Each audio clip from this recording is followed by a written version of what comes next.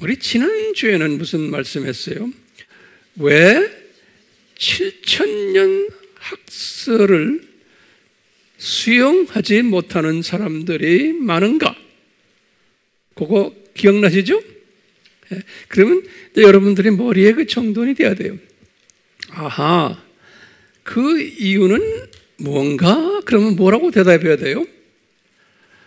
창세기 3장부터 11장까지죠. 창세기 3장부터가 이제 시간색으로 떨어지는 거죠. 아담 타락이에요. 창세기 3장부터 11장까지. 12장은 아브라함 이야기예요. 이제 이스라엘의 역사 이야기가 12장부터예요. 그렇죠? 다시 말해요. 창세기 3장부터 11장까지를 어떻게 보느냐에 따라서 이 7,000년에 대한 견해가 달라지는 거예요. 예컨대 이것을 문자적으로 볼 때 어떻게 돼요? 문자적으로 보면은 그걸 몇천 년으로 우리가 계산했어요? 2,000년으로 계산했죠. 기억나시죠? 네. 2,000년으로. 왜요? 아브라함이 아담 타락에서 몇 년 후에 태어났어요? 1948년에. 그렇죠? 그렇기 때문에 약 2,000년. 그러니까 그 2,000년이니까 그걸 2,000년 문자적으로 보면은 그러면 아담 타락이 지금 오늘부터 시작하면 몇천 년이에요? 6,000년 되죠. 그렇죠? 그래서 그것을 6,000년 학설이라 그런다고요. 거기다가 이제 앞으로 있을 1,000년 왕국을 보태면은 이 세상이 몇천 년 돼요? 7,000년 되는 거예요. 네. 그래서 우리가 7,000년 이 세상이라 그러는 거예요. 이렇게 보는 사람을 소위 복음주의적 창조신학 그룹이라 그러는 거예요. 복음주의적 창조신학이다. 창조신학. 그런데 이제 이렇게 보는 그룹들이 있냐면, 이렇게 보는 그룹들은 종말론 측면에서 어떤 종말론을 믿는 사람들이 이렇게 보냐면요. 이거 잘 들으세요. 역사적 전천년주의를 믿는 사람들이 이런 시각을 보는 거예요. 오늘 제가 이 이야기를 하려고 그래요. 역사적 전천년주의를 믿는, 종말론 믿는 사람들이. 그 다음에 세대주의적 전천년주의를 믿는 사람들이 이런 시각으로 보는 거예요. 세대주의적 전천년주의를 믿는 사람들. 그 다음에 무천년주의자들 중에서 일부 이런 시각을 가지고 있는 게 이 7,000년 시각. 오케이? 그래서 지난주에 제가요 거기에 교단별 비율을 제가 드렸죠. 그 다음에 그러니까 문자적으로 보는 이런 그룹이 있냐면은 또는 상징적으로 보는 그룹이 있어요. 상징 또는 은유다, 영적으로 해석하는 그룹이 있어요. 요 창세기 3장에서부터 11장까지를 그게 문자적으로 2,000년이 아니다. 이렇게 보는 그룹들이 있어요. 요 그룹들은 뭐냐면 이것을 굉장히 긴 시간으로 보는 거예요. 그러니까 그 숫자들은, 우리가 계산한 숫자들은 그건 하나의 상징이다. 하나의 은유다. 또는 영적 의미를 가지고 있는 거다라고 보는 거예요. 이런 크리스천들이 또 많은 거예요. 이 크리스천들은 어떤 영향을 받아서 그렇게 되어버렸냐면 다윈의 진화론의 훈련을 받은 사람들이에요. 어릴 때부터 학교 다니면서. 그래서 이 진화론에 의하면은 지구의 나이가 45억 년이라고 그러는 거예요. 그것을 여러 가지 과학적으로 이렇게 자기네가 과학자들이 말하는 그런 모든 그 계산 방법에 의해서 그렇기 때문에 그 훈련을 받아온 또 크리스찬들이 상당히 많은 거예요. 그러니까 이런 사람들은 문자적으로 말하는 지금 6,000년 전 지구의 나이를 믿질 않는 거예요. 그래서 지구의 나이를 몇 억 년이라고 그랬어요? 45억 년으로 믿는 세상 사람들이 그렇게 믿는데 비그리스도인들이 기독교인들도 그것을 동시에 같이 믿는 거예요. 그러니까요, 기독교인들은 유실론적 진화론자들이에요. 그러니까 하나님은 살아계신데 지랄은 그 사상을 그대로 받아들이면서 창세기를 해석하는 거예요. 그러니까 세상 사람들은 무신론적 또는 자기네 종교적 어쨌든 진화론 사상을 가지고 지구를 45억 년으로 보는 거예요. 그래서 기독교인들 중에서 이렇게 45억 년으로 보는 이 그룹들을 종말론 측면에서는 무슨 측면이냐면 일부 무천년주의자들이에요. 일부 무천년주의자들, 그리고는 후천년주의자들이에요.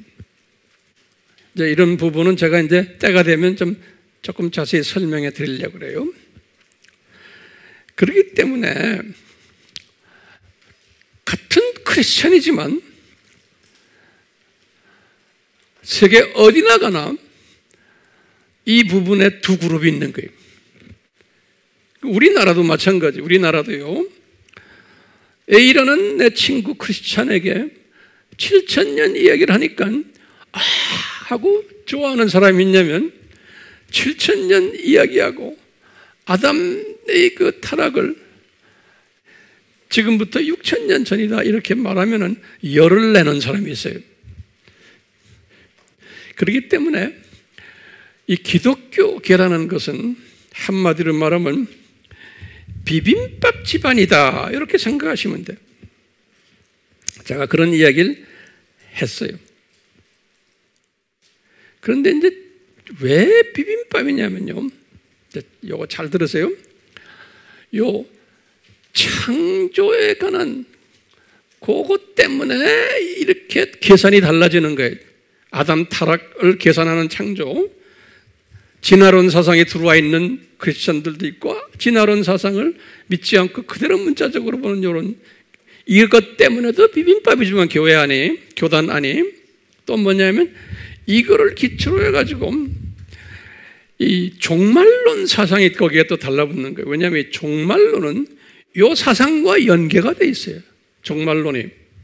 그러니까 우리가 지금 요한계시록을 공부하는 게 이런 기초 공부가 안 되어 있으면 요한계시록 공부는 말짱 헛거예요. 그렇기 때문에 창조 부분에서도 교회 안에 복잡한 이해가 있고 종말론이라는 그 측면 안에서도 교회 안에 다양한 학설들이 있는 거예요. 그렇기 때문에 교인들의 입장에서는 우리 교회가 또는 우리 목사님이 또 우리 교단이 어떤 부분을 선호하는지에 따라서 교인들의 그 생각도 그런 생각으로 갖고 있는 거예요. 그런데 어떤 교회는 아예 이런 걸 가르치질 않아요. 그런데 설교 속에서 또는 대화 속에서 이런 얘기도 하고 저런 얘기도 하고 해서 교인들이 자리매김이 되지 않는 거예요. 그런데 이제 보면 여러분들도 신앙생활을 1, 2년 한 것도 아니고 뭐 평생을 한 사람들 많잖아요. 그래서 보면 여러분들 자신들도 이것이 까릿까릿한 거예요. 왜 이 사람이 저 말하고 이 사람이 저 말하고 왜 그럴까요? 이 교계라는 게 무슨 밥이요? 비빔밥이기 때문에 비빔밥이다. 신학교도 보면 딱 그래요.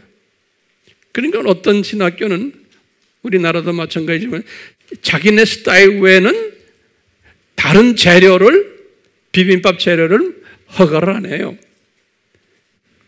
또는 자기 교단 출신이 아니면은 단에 쓰게도 못해요. 왜냐하면 딴 재료들을 가져와서 이야기할까 봐.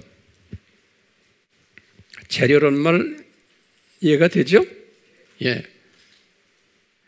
그러니까 우리 입장에서는 이런 모든 이 비빔밥 안에 내용들, 고사리도 집어넣고 참기름도 집어넣고 뭐하고 비빔밥 복잡하잖아요.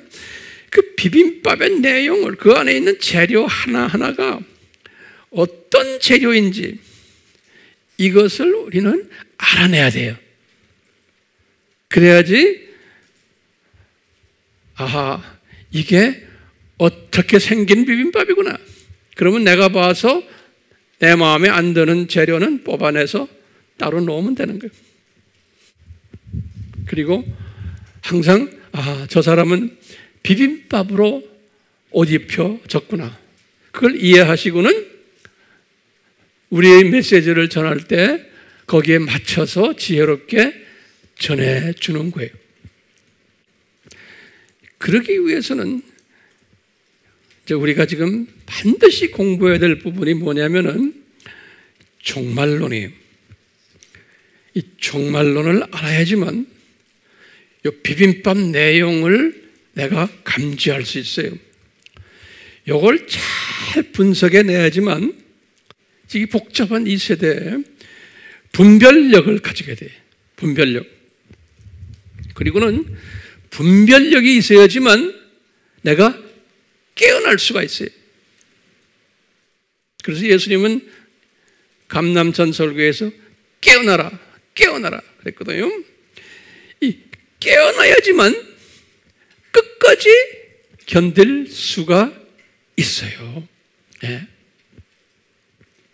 그렇기 때문에요, 이 다양한 이 신학 이론들이 비빔밥처럼 지금 교회 안에 있는 것을 우선 인정하시고 그 안에 비빔밥의 내용을 내가 잘 들여다보고는 분석해야 돼요. 이걸 분석하려면 가장 중요한 게 뭐냐면 종말론에 대해서 내가 알고 있어야 돼요. 내 종말론이 몇 가지가 있어요? 4가지 종말론이 있어요. 그걸 제가 우리 많이 공부했지만 그 발생 순서부터 내가 하나하나 그냥 간단하게 말씀드릴게요. 제일 먼저 발생한 종말론이 역사적 전천년주의. 두 번째로 발생한 것이 무천년주의. 그리고 세 번째로 발생한 것이 후천년주의. 그 다음에 네 번째로 최근에 19세기에 와서 발전한 것이 세대주의. 이렇게 4가지가 발전이 되어 왔는데, 이제 우리가 이제 이번 주도 그렇고 다음 주도 그렇고 요 4가지가 어떻게 발전이 되어 왔고 그 안에 깔려 있는 사상이 뭐고, 이것을 제가 쉬운 방법으로 제가 이제 설명해 드리려고 그래요. 그러면 이제 여러분들이 저에게 물어봐요. 황 목사님은, 우리 아미는 무슨 종말론에 선호합니까? 무슨 종말론? 그럼 우리는 뭐예요? 역사적 전천년주의자들이에요. 우리는요.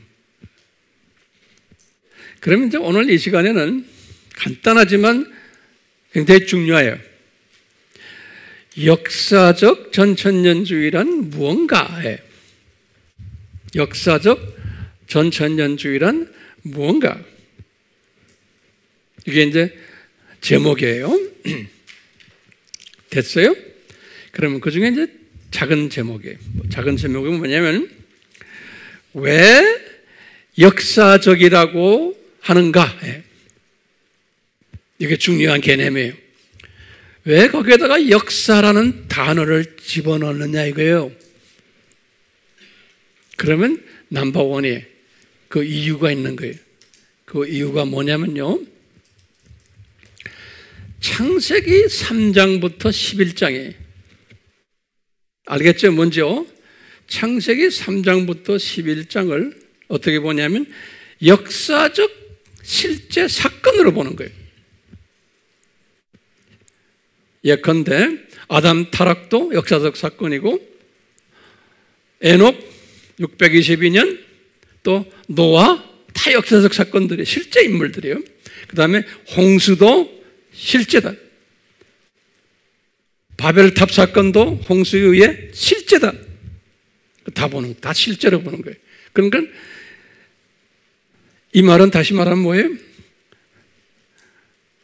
아담 타락이 주전 4000년이다. 그렇죠? 지구 나이도 주전 4000년이다. 그러니까 지금부터 몇 년 전? 6000년 전이죠. 이렇게 문자적으로 보기 때문에 역사적 사건으로 보기 때문에 역사적이라고 말하는 거예요. 됐어요? 그게 첫 번째예요. 그 다음에 또 두 번째 있어요. 왜 역사적으로 보는가? 두 번째는 천년왕국을 이야기할 때 천년왕국, 이 천년왕국도 실제 역사적으로 천년이다라고 보는 거예요. 이제 앞으로 이제 천년왕국이 나타날 때인데 그것도 역사적 사건으로 천년이라고 보는 거예요. 문자적으로.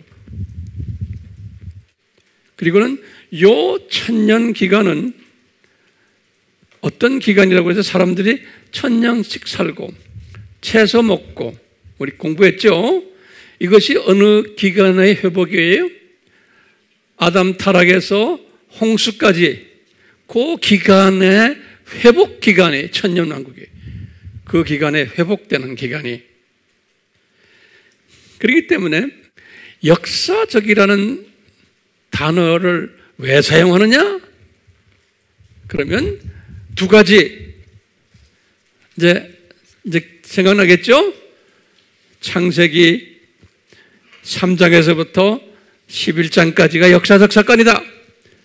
두 번째는 천년왕국이 역사적 사건이 될 거다라고 믿는 거예요. 그래서 역사적이다 그러는 거예요. 자, 두 번째 질문이에요. 왜 전천년주의라 그러느냐? 왜 전천년주의라 그러느냐? 이 전천년주의라는 이야기가요, 역사적이란 말을 historical 그래요. 그 다음에 전천년주의를 뭐라고 그러냐면 historical premillennialism 그래요. 프리라는 건 전이란 소리죠. 그 다음에 밀레니엄이라는 건 천이란 소리예요. 원래 밀리미터 프리밀레니얼리즘 그래요. 아주 길어요. 프리라는 건 전에, 밀레니엄이라는 말은 천이란 소리예요. 우리 밀리미터 그러죠. 밀리미터. 그래서 천이란 소리예요. 그러니까 역사적 전천년주의 그러는 거예요. 근데 이제 우리 두 번째 질문에 왜 전천년이라 그러냐요? 요 풀이라는 단어가 왜 전천년주의라 그러느냐? 그러면요, 이건 굉장히 중요한 개념이에요. 왜 전천년주의라 그러냐면요, 항상 이거예요. 이 천년왕국에 예수님의 재림이 스타팅 포인트예요. 예수님의 His second coming이에요. 예수님의 재림이, 이 예수님의 재림이 천년왕국 일어나게 오는 직전에 재림이 있다라는 뜻이에요. 다시 말해요. 천년왕국 일어나기 직전에 예수님의 재림이 있다라고 보는 그 이론이, 그래서 전천년주의라고 그러는 거예요. 다른 말로 표현하면 예수님의 재림이 천년왕국 전에 반드시 있다는 거예요.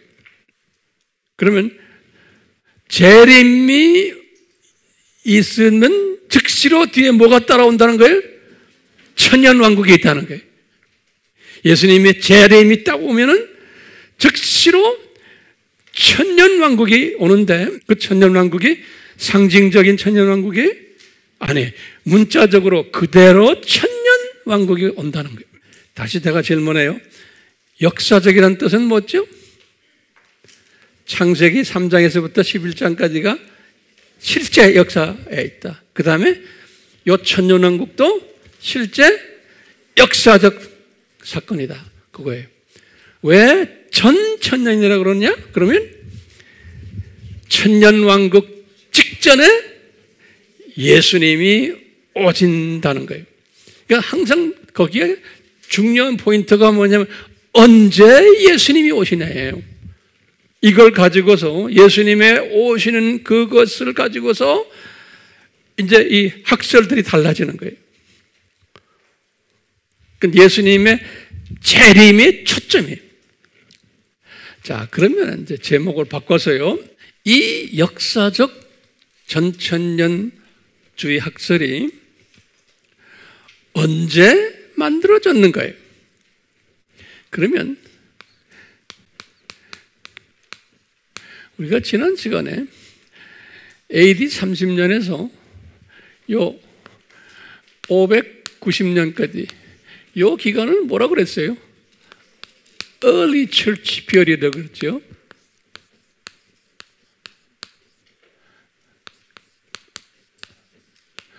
Early Church Period, Early Church Era.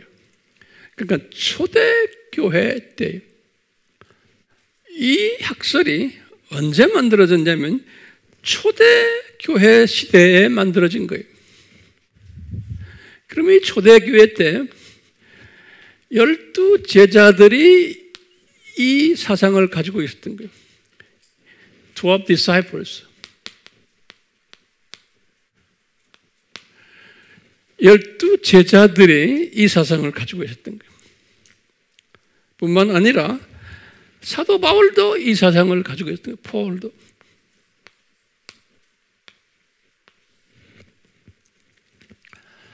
베드로도 마찬가지예요. 또 이때의 지하교회를 뭐라고 불러요? 카타콤 이랬죠. 카타콤. 카타콤 크리스천들도 이 사상을 가지고 있었던 거예요. 이뿐 아니라 우리 알다시피 여기 313년에 콘스탄틴 황제가 기독교를 공인했죠. 313년에. 그렇죠? 네. 이때부터 로마 카톨릭도 생겨나고 또 정교회예요. 오토닥스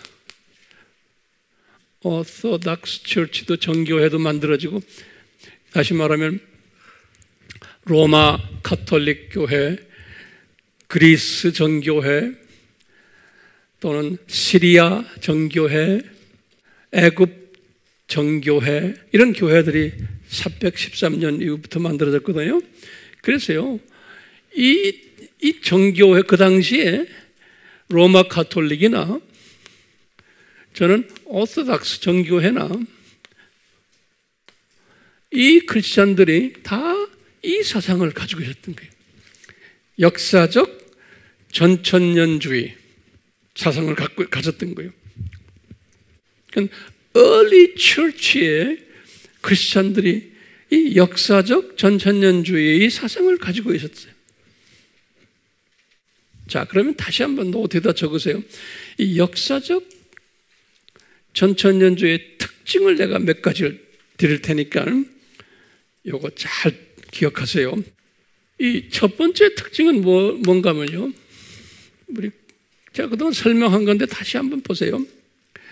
창세기 3장에서 11장을 문자적으로 본다.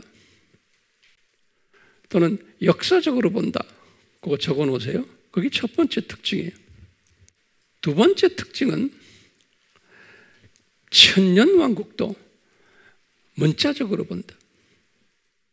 역사적으로 보는 거예요. 세 번째는요. 여기 이제 우리가 7년 환란이 이제 여기 있거든요. 여기 7년 환란. 여기 보시면 여기가 이제 예수님의 우리 항상 내가 이야기하죠.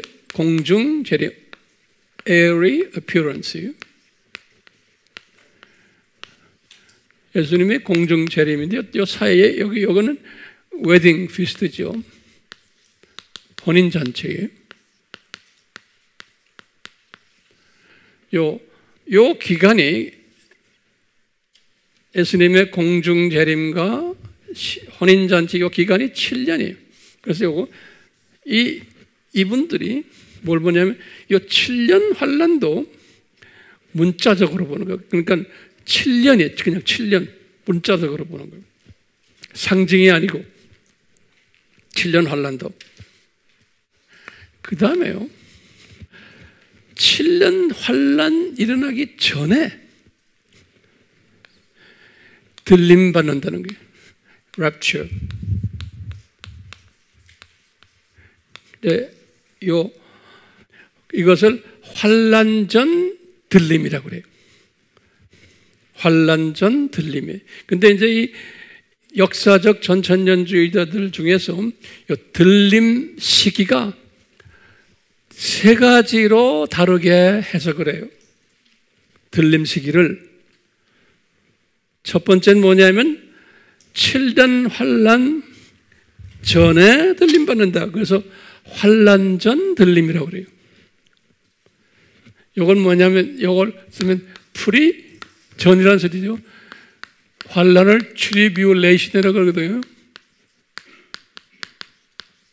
트리뷰레이션을 환란이라고 그래요.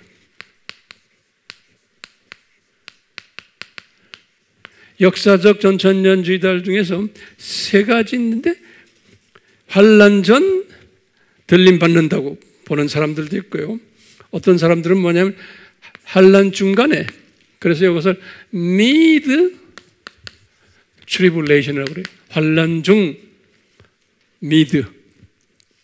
또는 세 번째는 요 환란 다 끝나고 들림 받는다고 하는 이것을 포스트라고 그래요. 포스트. 환란 후 tribulation 그래요. 이 세 가지가 있어요. 세 가지가 있는데 대부분의 역사적 전천년주의자들은 이것을 대부분이 믿어요. 이것을. 그런데 어떤 분들은 나중에 제가 계시록을 이제 강의할 때 또 이걸 내가 설명할 기회가 있어요. 어떤 분들은 환란 중 트리블레이션을 믿는 분들도 있어요. 제가 나중에 이제 기회가 될 때 이제 성경 구절을 내가 드릴 거예요. 근데 이것은 환란 후는 많지가 않아요. 이게 왜 중요하냐면 환란 전 들림 받는 사람은 환란을 겪지 않으니까 할렐루야 아니에요? 그렇죠? 이제 앞으로 우리가 엄청난 환란이 올 테인데 그 환란을 피할 수 있다는 거예요. 그런데 이 역사적 전천년주의자들은 또는 세대주의자들도 마찬가지예요. 지금 내 말 잘 들으세요. 들림 받는 사람이 모든 기독교인이 아니라는 거예요. 지금 예수님 지금 오늘날 예수님이 지금 오늘날 오신다고 가정을 하면 이때 들림 받는 사람들이 소수의 신부감들, 여기 웨딩 피스트에 참여할 사람들이에요. 요 사람들이 들림 받는다라고 믿는 거예요. 그리고 나머지 크리스천들은 지금 이 세대, 만약에 이 세대에 예수님이 오신다면 환란을 통과한다는 거예요. 환란을 그러니까 들림 받지 못하면은 환란을 통과한다는 거예요. 그러니까 지금 오늘날 이제 우리 크리스천들은 심각한 거예요. 내가 들림 받지 못하면은 우리 세대에 만약에 예수님이 오신다면은 우리가 이 엄청난 환란을 통과해야 된다고 우리가 믿기 때문에 그러니까 열심히 전도를 하는 거예요.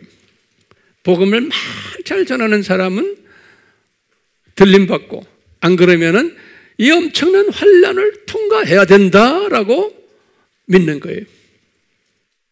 그런데 이제 같은 전천년주의자들인데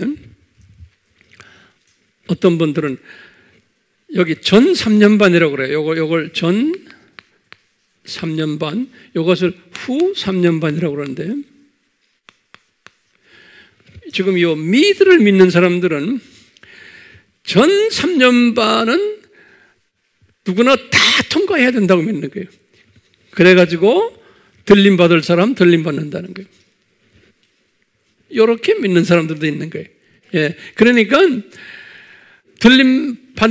받긴 받지만 우리가 이 해프는 이거 고통 같이 경험하다가 올라간다는 거예요. 근데 어떤 사람들 지금이 그 시대가 아닌가라고도 보는 사람들이 있어요.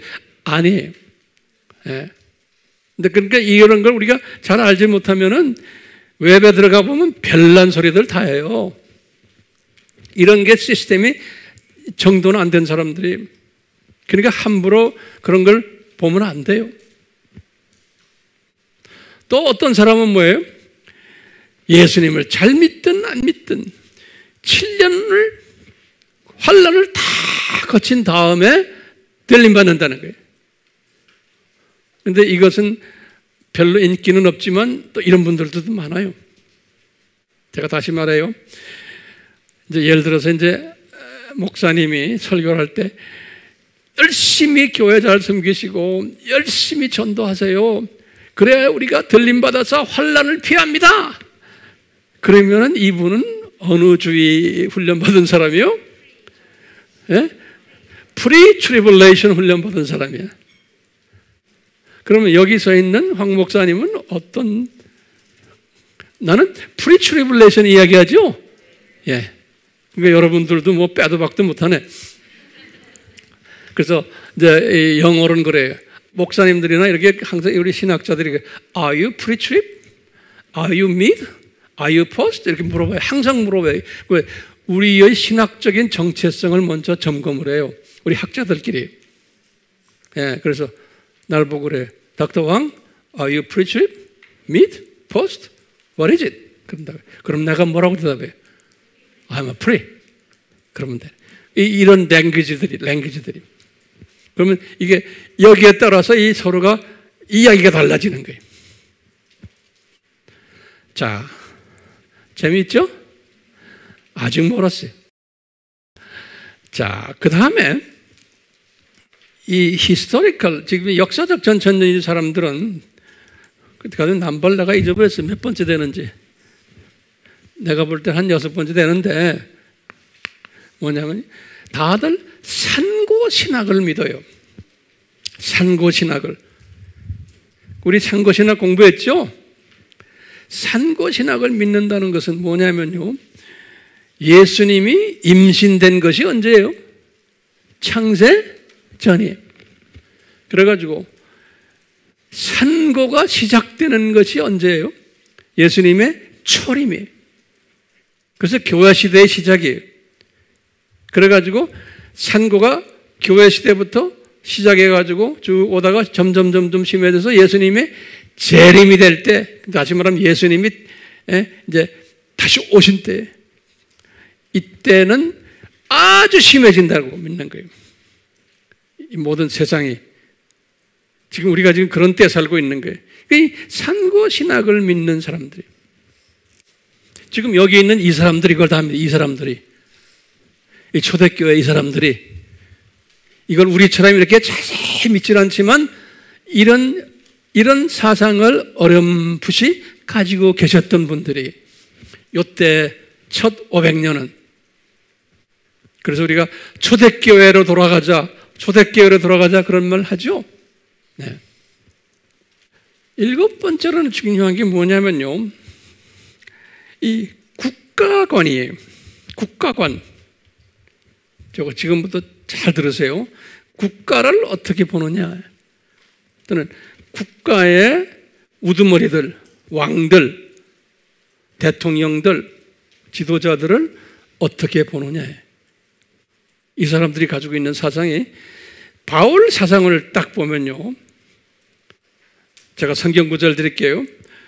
로마서 13장 1절에서 3절, 디모데전서 2장 2절, 또 디도서 3장 1절에서 10절이 이 중요한 성경 구절들이에요. 이 성경 구절들을 보면 바울이 이 로마 제국의 핍박 속에서, 네로 왕의 핍박 속에서 이 사람이 국가관을, 왕 지도자관을 어떻게 가졌냐면, 왕은 악한 왕이나 선한 왕이나 하나님이 임명한 자다라고 믿는 거예요. 그렇기 때문에 그 임명된 사람을 예컨대 반대하거나 소위 반정부 운동하거나 이러면 안 된다라고, 그것은 만약에 그러면은 하나님에게 대적하는 행위를 한다라고 믿는 사상이. 베드로도 마찬가지였어요. 성경 구절 드릴게요. 베드로 전서 2장 13절에서 17절이 똑같이 그랬어요. 그래서 우리 성서에 보면은 바울이나 이 베드로가 그렇게 크리스천들이 핍박받는 속에서도 이 로마 제국의 왕들에 대해서 악담을 하거나 또는 내려오라고 소리 지르거나 그런 걸 가르치지도 않았고 그런 행동도 본인들이 하지를 않았어요. 그 엄청난 핍박 가운데서도. 왜냐하면 이 사상을 가지고 있었기 때문에. 성경의 말씀. 그러면요, 그 다음에 잘 들어서 이분들이 이런 사상을 어떻게 가지게 됐냐면, 이 구약에 냉통한 사람들 안에 바울 같은 사람이 구약에서 그걸 가르쳐 준 거예요. 그래서 이제 여러분들 보세요. 구약에서 바로 왕을 딱 봐요. 바로 왕. 바로 왕은 출애굽기 4장 21절이나 7장 3절이나 이런 데 딱 보면요, 하나님이 여호와가 예수님이 바로 왕의 마음을 강팍하게 하셔가지고 예수님이 하셨다는 거예요. 그래서 하나님의 백성들을 괴롭혔다는 거예요. 예. 자, 이제 보세요. 이스라엘 사람들이 400년 동안 애굽에서 노예 생활을 했잖아요. 이스라엘 사람이라는 건 신약의 하나님의 백성들을 상징하는 거예요. 이 노예 생활 400년 한 것이, 그것이 이스라엘 사람들이 뭐 잘못돼서 그렇게 노예 생활을 했어요? 그거 여러분들 노트에 잘 적으세요. 이 사람들의 잘못이 아닌 거예요. 노예 생활 400년 한 것은. 이것은 아브라함한테 예언하신 거예요. 창세기 몇 장 몇 절에? 창세기 잘 적어놓으세요. 15장 13절에서 16절이. 그러니까 아브라함이 가나안 땅에 딱 도착했어요. 그 당시엔 자녀들도 없었어요. 자기 와이프하고 있는데 예수님이 아브라함에게 말하는 거예요. 얘야, 장차 네 후손들이 이방 나라에 가가지고 400년 동안 노예 생활을 하다가 다시 이 땅으로 오리라 그러는 거예요. 자식도 없었을 때. 이 예언을 왜 했어요? 이게 하나님의 무슨 디자인이요? 여러분들, 애굽에 내려가서 400년 있다가 나오는 그 역사적 사건이 무엇을 가르치려고 역사적 사건을 그렇게 디자인하셨어요? 6월절 어린 양 사건을 가르쳐주기 위해서인 거예요. 창세전 십자가 사건을 디자인하신 것을 물리적으로 역사 속에서 가르쳐 주려고. 그걸 디자인하신 거예요.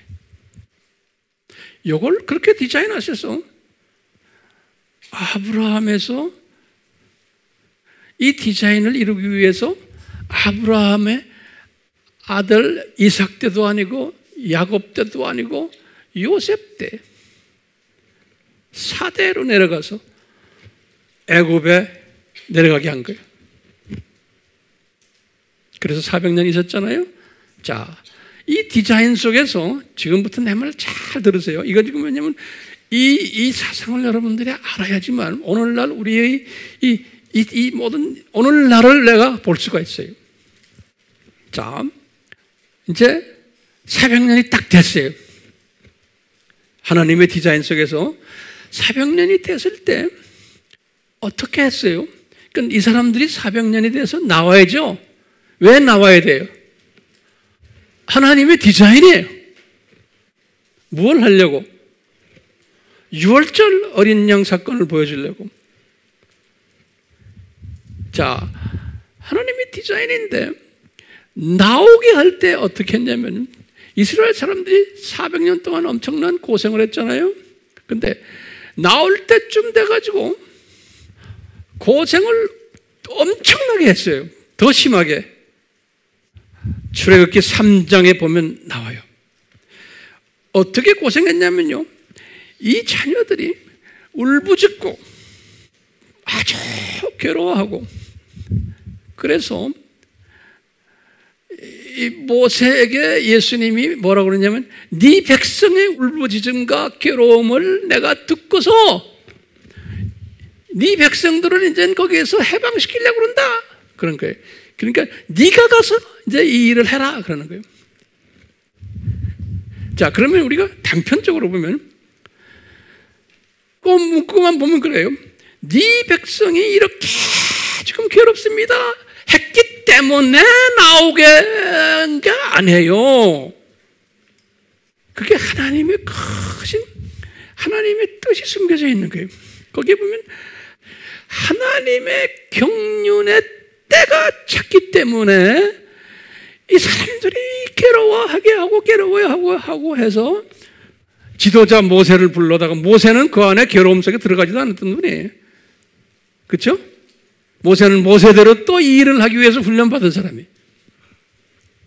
그래가지고 이제 모세 보고 데리고 나와라. 그러니까 모세 생각에는 큰 그림, 이 어린 양 사건을 모세도 보지를 못했어요. 봤겠어요? 못 봤죠?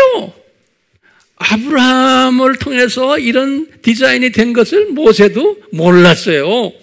몰랐기 때문에 지도자인데, 몰랐기 때문에 다시 말하면 참새 시각으로만 보는 거예요. 오케이? 그래갖고는 난 못합니다 7번이나 했어요. 모세가. 이 사람이 미리 다 알았으면 못합니다 말 안 하죠. 예. 그냥 역사를 참새 시각으로만 딱 보니까 못하는 거예요. 그리고는 모세는 어떤지 인간적인 차원에서 내 민족이 저렇게 고생하니까 내가 가서 이제 해야겠다는 그런 그 생각이 들어간 거지. 큰 그림 속에서 내가 이것을 이루기 위해서 내가 내 민족 데리고 나와야 되겠다는 것을 안 한 거예요. 못 한 거예요. 저는 우리 민족을 딱 보면서요, 제가 세계를 다니면서 제가 근 40년 가까이 선교를 하면서 느낀 게 있어요. 저는 미주 교포 아닙니까? 예. 그러니까 우리 민족을 이렇게 보면요, 우리 민족은 전 세계의 어떤 민족과 다른 게 있어요. 우리 민족은 어디 가나 교회를 만들고, 우리 민족은 어디 가나 목사들 많고 전도사 많고 신학생 많고, 전 세계 어디 가나 우리 민족은 좀 특수한 민족이에요. 그리고는 요 조그만 나라가 선교사를 미국 다음으로 많이 내보낸 거예요. 영국도 비교도 안 돼요. 카나다, 오스트랄리아, 유럽의 어떤 나라 비교도 안 돼요. 근데 우리 민족은 영어도 잘 못하고 국제화가 안 되고 있는 사람들인데 어쩐지 하여튼 깡으로 막 나가서 하는 거예요. 그러니까 미국 사람들이 볼 때는 코리안 미셔너리들 보면 아유 그냥 로우 머티리얼 같대. 원자재 같대. 원자재들. 그 사람들이 표현하는 로우 머티리얼이. 훈련이 안 된, 인격적으로도 훈련이 안 돼 있고, 영어도 못하지, 국제화 안 되어 있지. 그렇다고 해서 뭐 성경 실력도 있는 것도 아니지. 생긴 것도 자기네보다 못생겼지. 어디다 갖다 발을 비교도 안 되는데, 나가서 뛰는 거 보면 자기네들보다 더 열심히 하는 거예요, 모두. 그러니까 나도 이렇게 보면요. 그 40년을 나도 그 그룹 속에 들어와가지고 지금 이러다가 지금 이 나이가 된 사람인데, 딱 보면, 아, 이게 특별한 민족이구나. 예. 중국이 저렇게 까불어도요, 우리보다 큰 나라지만 영적으로는 저 차이나가 우리의 영적 자손들이요. 과거 50년 들여다보면요. 가까이 20년을 보면요. 예.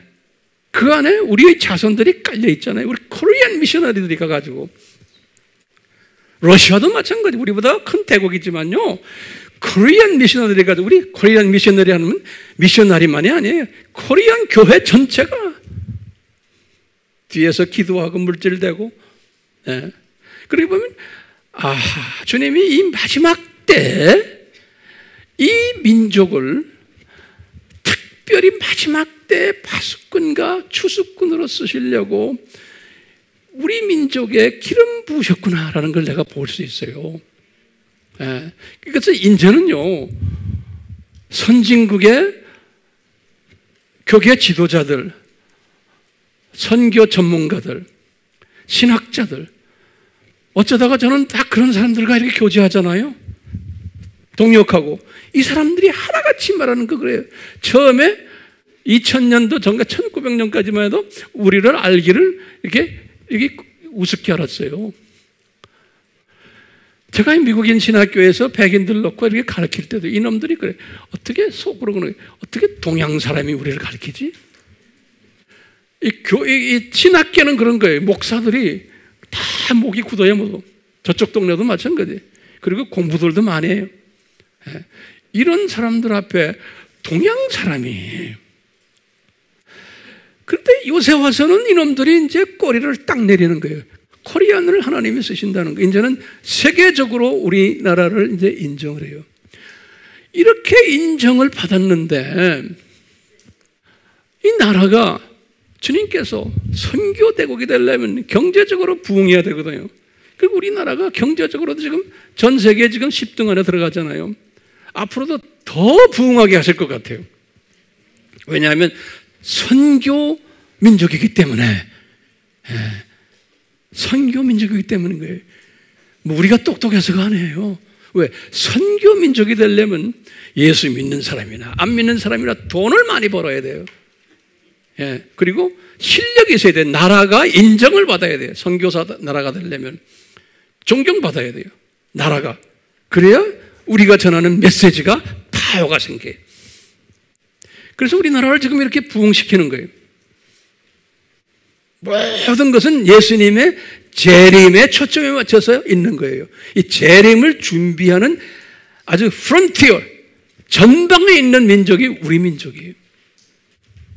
이런 민족이기 때문에 주님이 이렇게 교회적으로, 물질적으로 모든 부분에서 이렇게 블레싱을 내려주시는데, 정치적으로는 아주 문제가 지금 많은 거예요. 이 정치적인 문제, 우리 민족이 요새는 이것 때문에 속상하잖아요, 모두. 국민들 전체가.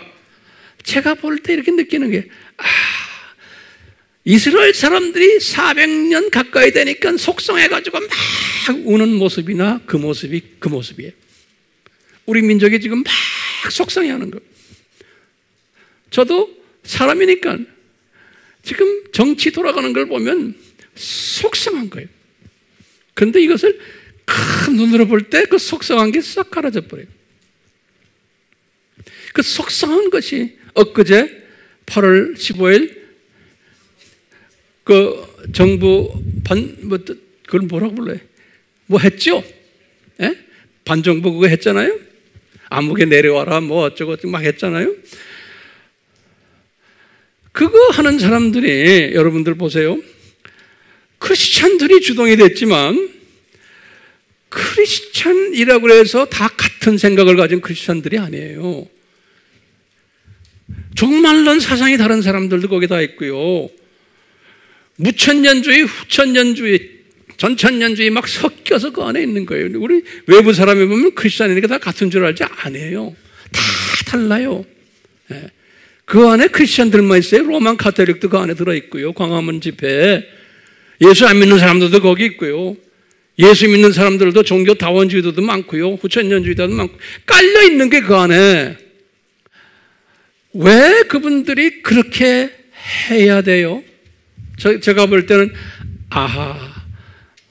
우리 민족의 이제 예수님의 재림이 가까워서 이제는 400년 노예에서 벗어나가지고 우리 민족을 새롭게 만들기 위해서 이런 아픔을 주시는구나. 저는 이렇게 보는 거예요.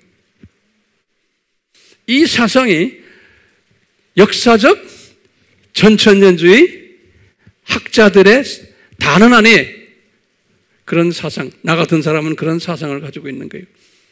그러니까 제가 우리 교회 교인들을 보고 여러분들 그 8.15 그 집회에 다 나가세요. 제가 그런 말을 안 하는 거예요. 우리는 거기에 나가는 게 중요한 게 아니에요.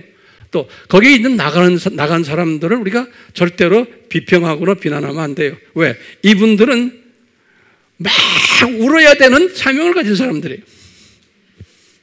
이 기독교의 이 성서의 이 깊은 이것을 그냥 인간이 자기의 이성이나 논리나 경험 가지고서 이것을 보려고 그러면 볼 수 있어요. 그렇지만 그것은 그냥 찰랑찰랑찰랑하는 모를 걷는 거예요. 그러니까 바울이 이것을 깨닫고는 세상의 모든 것들은 이게 초등학문이라 그랬잖아요. 저도 이것을 깨닫고는 세상 것을 다 집어던지고 주님을 섬기는 이 학문 속에 들어온 거예요. 그렇기 때문에 지금 이 국가관을 제가 지금 이야기합니다. 이 바울이나 베드로가 바로 왕을 악하게 만든 분이 누구라는 거예요? 예수님이라는 거예요. 네. 왜? 하나님의 자녀들을 훈련시키기 위해서. 그래서 똑같이 뭐냐면 바벨론 왕이 느부갓네살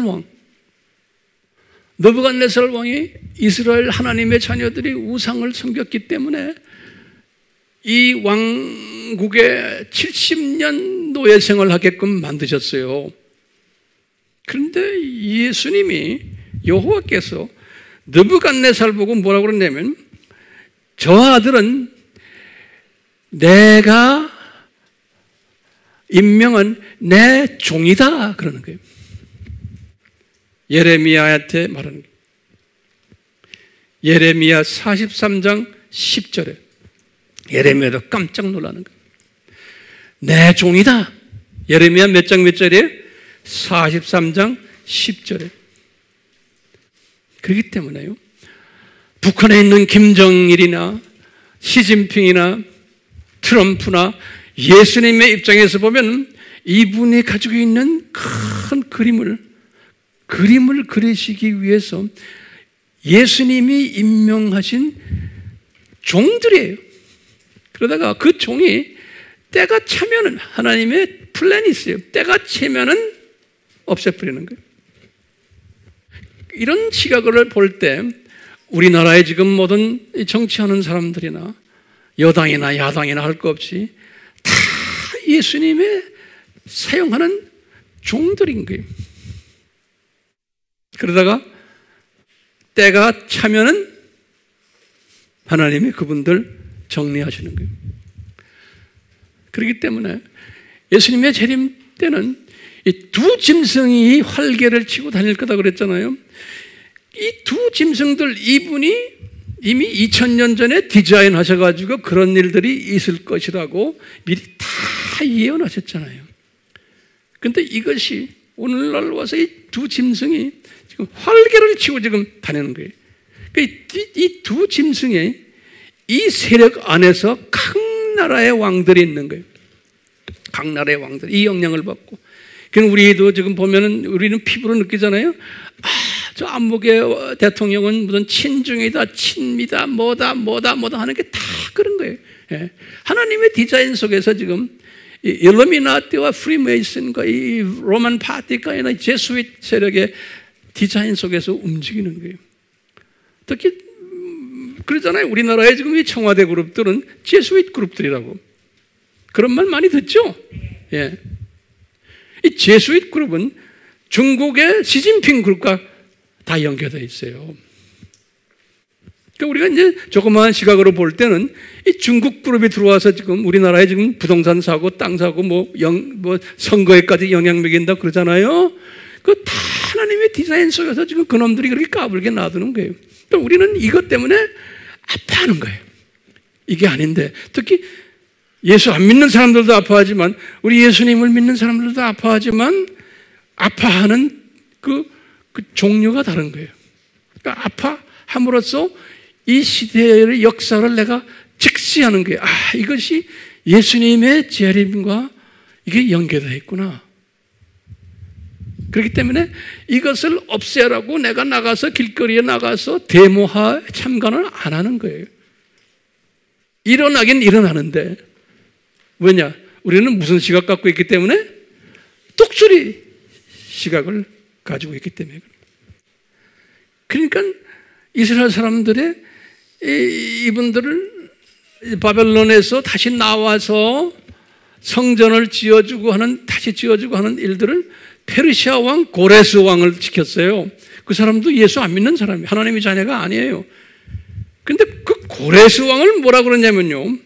이사야서 45장 1절에 보면요. 여호와 예수님께서 하신 말씀, 내가 기름 부음 준 내 종이다 그랬어요. 내가 기름 부은 종이라는 거예요. 왜 그럴까요? 예수님이 누구예요? 왕 중에 왕이시고 이 모든 세계의 역사를 예수님의 창중에서 지구서 운행하시는 분이세요. 그 안에 악한 왕도 있고 선한 왕도 있고, 그런데 악한 왕이 더 많은 거예요. 누구를 훈련시키려고? 하나님의 자녀들을. 그래서 이 7000년을 우리는 뭐로 봐요? 하나님 자녀들 창조 목적 학교다 그러는 거예요. 그래서 이제 구약 스토리를 보면 이스라엘 사람들이 창조 목적을 위배했기 때문에 엄청난 고생들을 하는데, 누구를 통해서 고생해요? 마귀의 자녀들을 통해서 고생시키는 거예요. 그게 구약 스토리예요. 이 기독교 이 신약 스토리도 보면 다 그런 거예요. 자, 지금 여기 이 역사적 전천년제의 특색을 지금 이야기하는 거예요. 지금 제가 이 특색을 조금 길게 이야기했는데, 지금까지 이야기한 게 뭐냐면 세상 왕들 보는 시각이에요. 오케이? 세상 왕들 보는 시각이 바울 시각, 베드로 시각, 이 카타콤 크리스천들, 이 사람들 다가 악한 로마 제국의 황제였지만 이분들에 대항을 하지 않았던 그룹들이. 왜 그래요? 이 사람들의 사상이 역사적 전천년주의 사상인 거예요. 그 다음에 또 한 가지 사상은 유대인을 향한 사상이에요. 유대인. 요 그룹들이 유대인을 어떻게 봤냐면, 이 사람들은 반유대주의 사상이 아니었어요. 그것을 엔타이세미티즘이라고 그러죠. 자세히 들여다보면 그게 아니고 어떤 사상이냐면 친유대적 그리스도의 신비 사상이에요. 조금 길어요. 친유대적 그리스도의 신비 사상이에요. 이 말은 무슨 말이냐면 조금 어려운 말이에요. 그런데 우리 아미 식구들은 제가 설명하면 다 알아요. 이게 뭐냐면요, 유대인들이 왜 5대 죽는 사건이 일어났냐? 그럼 5대 죽는 사건이 뭐예요? 노트에 다시 적어보세요.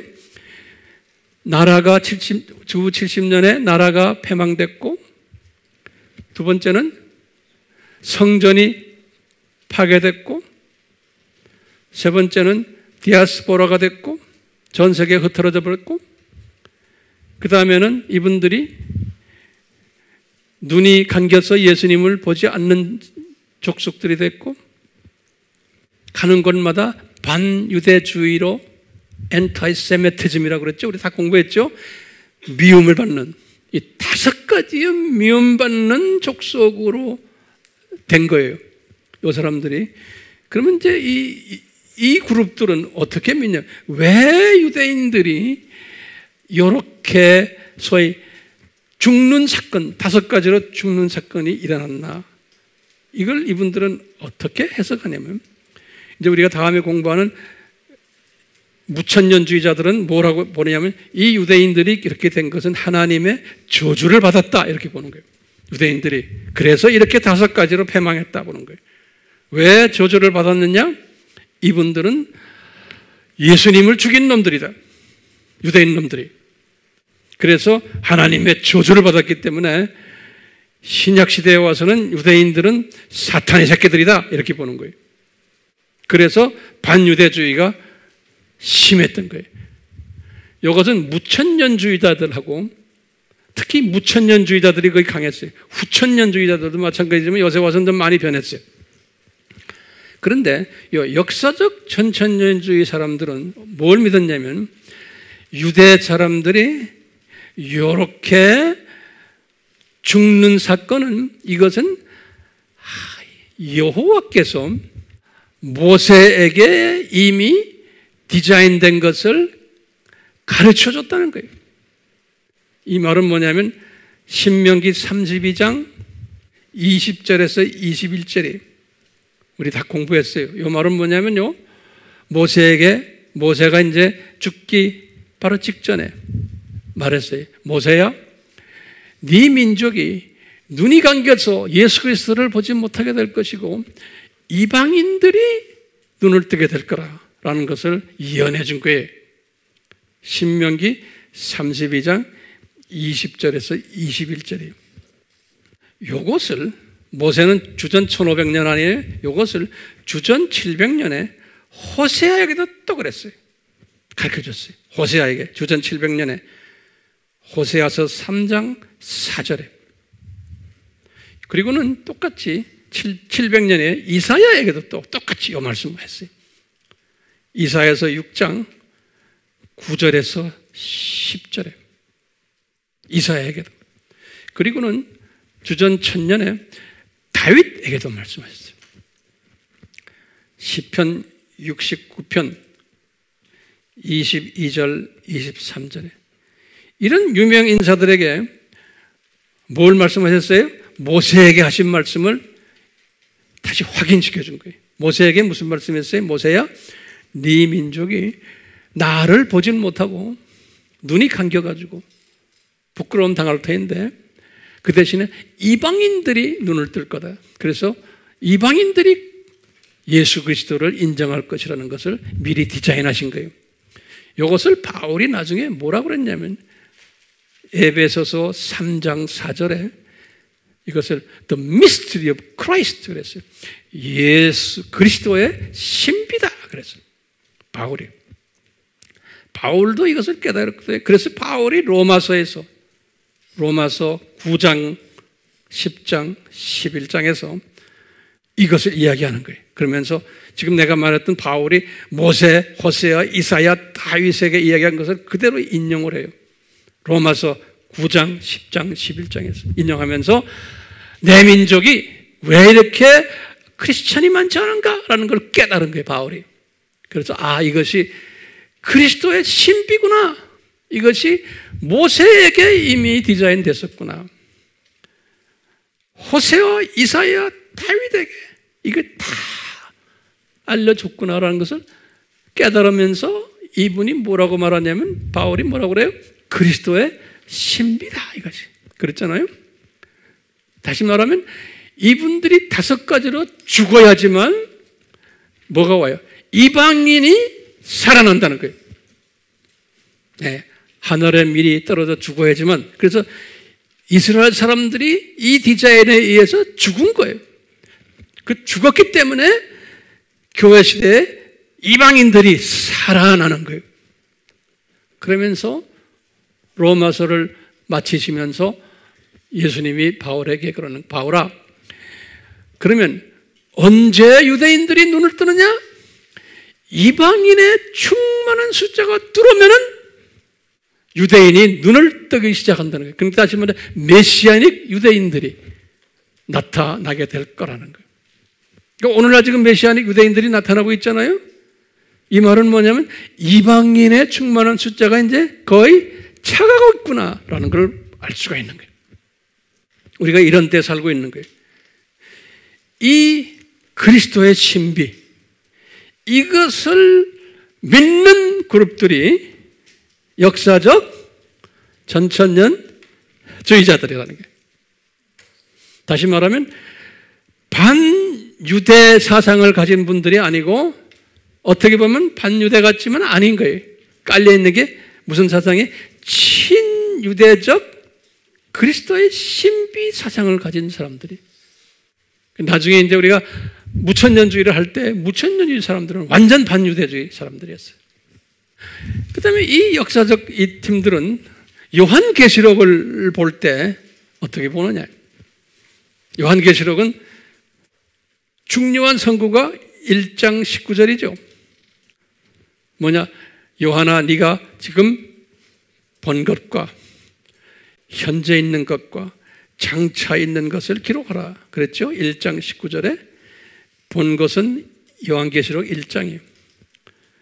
현재 있는 것은 2장과 3장의 7교회들이에요. 아시아 7교회들. 그리고 이제 장차에 있을 것을 4장부터 보는 거예요. 그래서 22장까지. 그 요한계시록을 세 부분으로 나누는 사상이에요. 우리 공부했죠? 이것이 역사적 전천년주의자들의 사상이에요. 그뿐 아니라 아시아의 7교회를 보는 사상도 우리 공부했죠? 이 사상은 뭐냐면 교회 시대에 이런 7스타일의 교회들이 있을 것을, 7개의 스타일이 있을 것, 이것이 역사적 전천년주의자들의 사상인 거예요. 네. 됐어요? 이제 평소에 우리가 공부했던 것을 내가 좀 정리하는 거예요. 자, 이제 조금만 몇 마디만 더 하고 이제 끝내려고 그래요. 자, 그 다음에 이제 중요한 개념이 있어요. 요 사람들이, 지금 요 초대교회 요 크리스천들이 참새 시각을 가지고 있었어요. 거기다 좀 적으세요. 이 사람들이 어떤 참새 시각을 가졌냐면, 바울도 내가 볼 땐 마찬가지예요.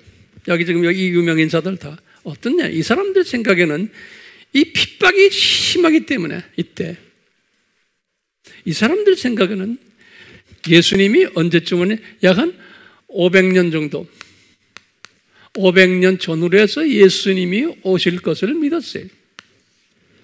그러니까 이분들은 소원이 뭐냐면 조금만 참자. 이 로마 제국의 이 핍박을 조금만 참자. 이제 예수님이 곧 오신다. 그 예수님의 재림을 요때로 생각한 거예요. 오케이? 그리고는 이분들은 문자적인 천년왕국이라고 그랬죠? 그러니까 요때 오시면은, 예수님이 오시면은, 요때 예수님이 오시면은 이제 천년왕국이 있을 거다라고 본 거예요.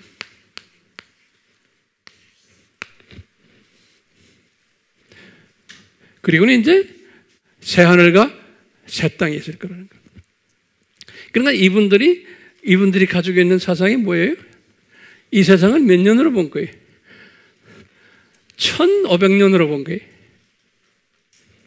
이 1000년과 이 500년. 오케이? 노트에다 적으세요. 그 노트에서 이 세상을 1500년으로 본 거예요. 바울도 그런 한정된 참새 시각을 가진 분들 중에 한 분이었다라고 보는 거예요.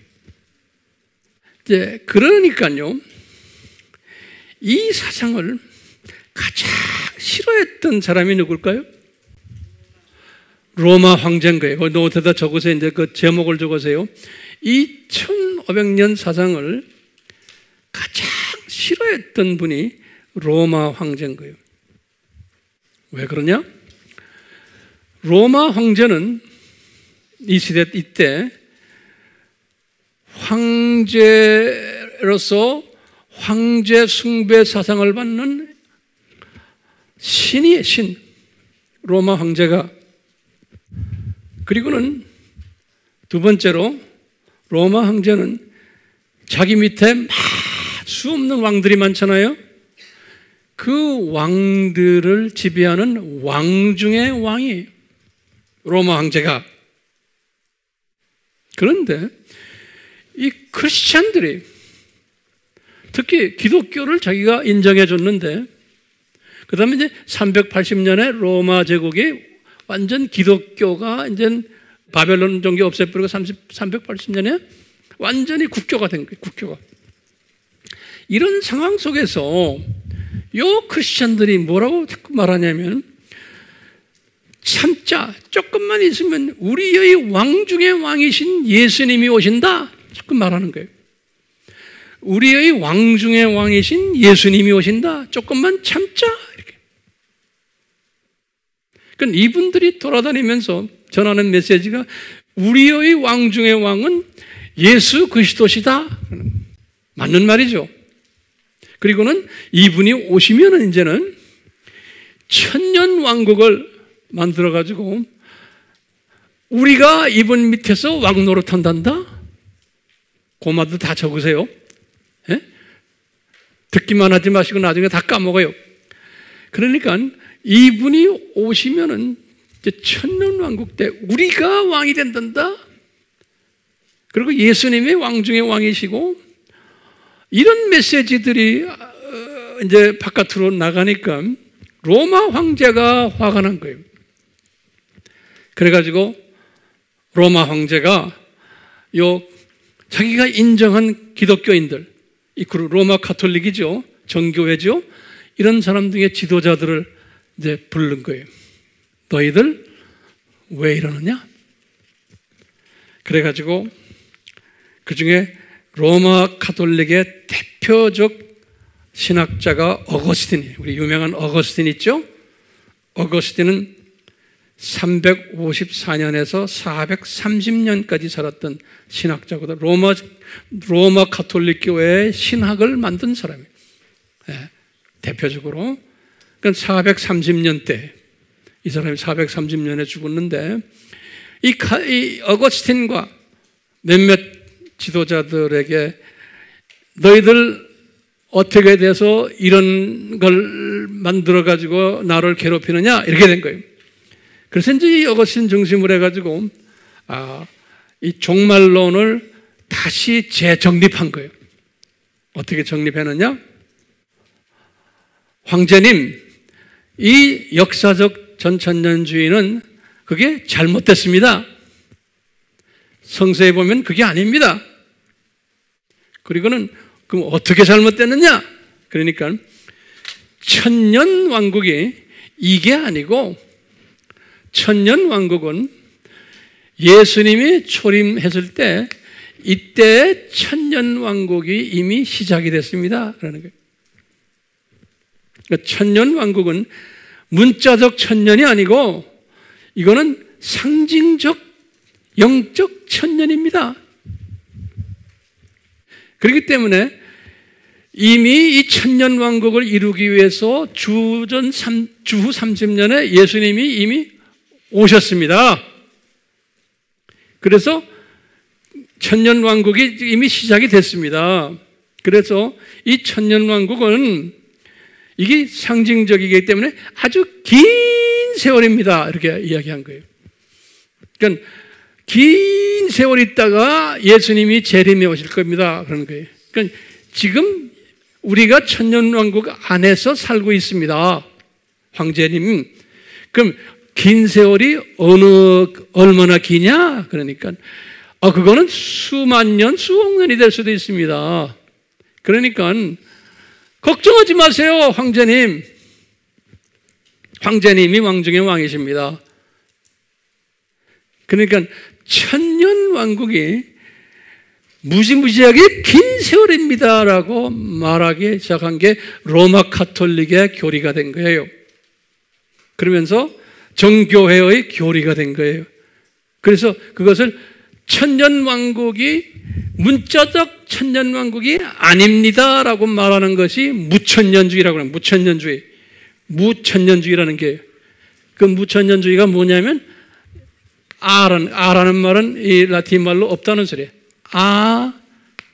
밀레니얼리즘이라고 그래요. 이때부터 시작해서 이 중세 교회들, 미들 에이지, 이 중세의 기독교는 다 무천년주의로 변해버린 거예요. 그래서 무천년주의로 변해서 성경을 상징화시켜버린 거예요.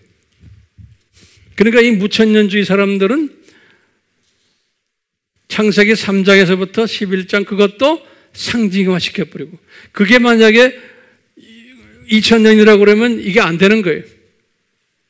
그러니까 다 긴 세월입니다. 그러니까 7000년 학설을 어떻게 된 거예요? 없애버린 거예요. 그 무천년주의를 믿는 교단들 우리나라에도 굉장히 많아요. 그렇기 때문에 제가 지난 시간 말씀했죠. 7000년 이야기를 하면은 싫어하는 사람 많다 그랬죠. 네. 왜냐하면 이 사상이 들어가 있기 때문에 그러는 거예요. 이 사상이. 하나만 잠깐 더 해봐요. 하나만 더. 같은 크리스찬이지만 이 종말론이 다르기 때문에 이게 교회 안이 비빔밥인 거예요. 그렇죠? 자, 거기다 또 하나가 중요한 게 있어요. 거기다가 또 예정론과 자유의지론이 또 거기에 또 붙어버린 거예요. 같은 크리스찬인데. 그래서요, 예정론도 그 안에 여러 가지가 있어요. 예정론도 이 극단적 예정론이 있어요. 하이퍼 칼비니즘 그래요. 이건 인간 책임을 무시해 버리는 거예요. 그냥 가만히 있으면 그냥 하나님이 다 알아서 하세요 하는 극단적 예정론이에요. 무슨 나쁜 짓 해도 다 괜찮아. 다 구원받아. 우리 이미 한 번 구원받으면 구원이 무효가 안 되고, 우리는 특별한 백성들이야 하고. 우리나라에도 그런 그룹들이 있어요. 두 번째는요, 온건적 예정론자들이 있어요. 마일드 칼비니즘이라고 그래요. 이 사람들은 어느 정도, 우리는 구원을 받았지만 어느 정도의 인간 책임도 필요로 한다라고 보는 사람. 우리도 노력을 해서 신앙생활을 잘하자 하는 거.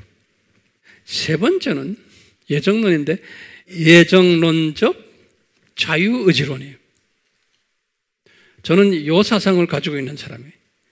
예정되어서 하나님의 자녀가 됐지만 그 예정의 틀 안에서 우리가 자유의지를 또 주님이 주셨기 때문에 우리 책임이 있는 거예요. 우리 책임을 또 다해야 돼요. 그럴 때 그 책임을 잘하는 사람, 못하는 사람 가지고 상급이 따라오는 거예요. 그뿐 아니라 이것 잘못하면은 구원도 무효가 될 수 있다고 보는 사상이에요. 이건 제가 가지고 있는 사상이에요. 이것을 예정론적 자유의지론. 제가 이렇게 한번 말을 만들어 봤어요. 이런 예정론이 지금 몇 가지가 있어요? 극단적 예정론, 온건적 예정론, 예정론적 자유의지론이 있어요.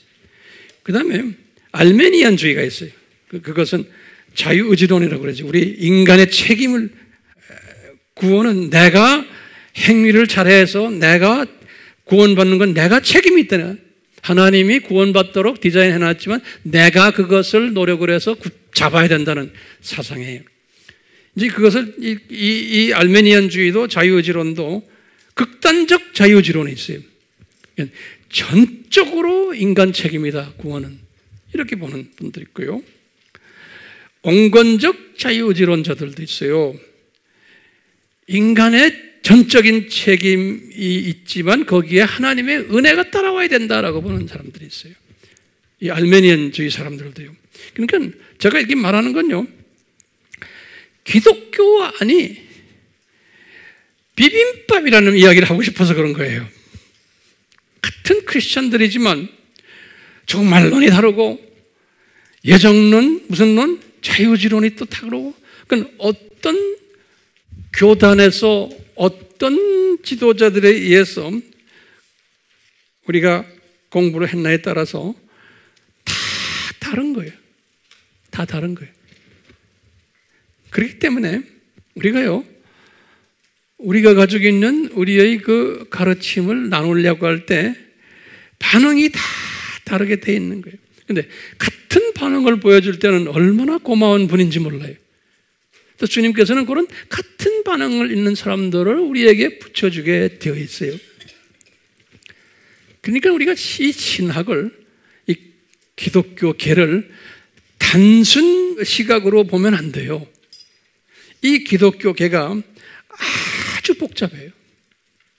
그러니까 이 신학이라는 게 보통 복잡하지가 않아요.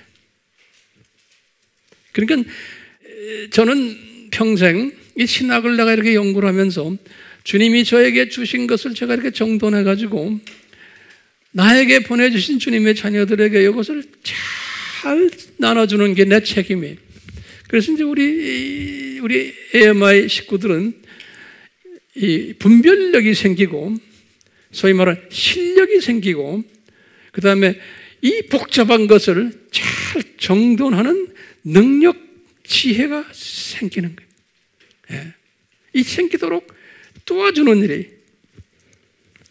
그렇기 때문에 아까 말했지만 우리 8.15 집회 같은 것도 딱 보면은 그것을 제가 아까 말씀드린 대로 이것을 잘 보고는 정돈하고 소화하고 제가 이제 이렇게 난 나름대로 내가 이것을 소화하는.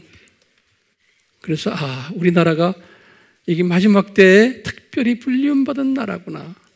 그래서 이런 산고를 겪는구나. 여기까지 이렇게 우리가 소화할 수 있는 그런 지혜자들이 됐으면 하는 그런 소원을 가지고 제가 오늘 역사적 전천년주의 시각을 가지고 이것을 이렇게 한번 보십시오. 근데 이렇게 안 보시면 우리 교회를 못 나와요. 조금 도움이 돼요? 힘들게 설명했어. 기도합시다.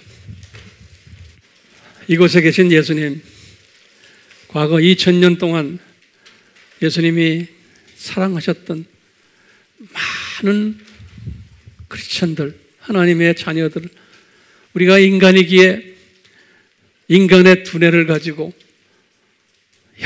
여러 가지 방법으로 하나님의 뜻을 이해하려고 애썼던 그 모습들을 우리가 한쪽 코너에서 한번 들여다봤습니다.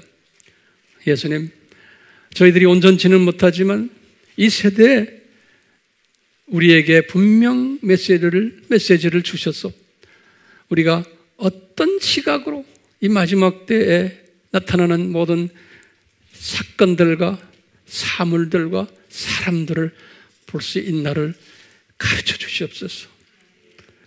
그래서 우리의 삶을 통해서 우리 삼위 하나님이 홀로 영광받아 주시기를 간절히 바랍니다.